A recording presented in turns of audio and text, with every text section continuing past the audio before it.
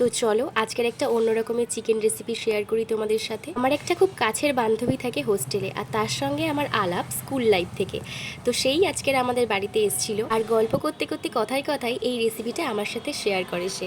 ওদের রুলস নাকি হোস্টেলেরই রান্না খেতে হবে, কিন্তু ওদের যখন চিকেন খেতে ইচ্ছে করে তখন ও আর ওর বান্ধবীরা মিলে এইভাবেই চিকেনটাকে তাড়াতাড়ি বানিয়ে নেয়, আর এটা খুব কম সময়ের মধ্যে তৈরি হয়েও যায়। জন্য প্রথমে একটা কড়াইয়ে সর্ষের তেল দিয়ে ওর মধ্যে প্রথমে আদা বাটা, রসুন বাটা, শুকনো লঙ্কা বা কাঁচা লঙ্কা বাটাও দিলে হবে।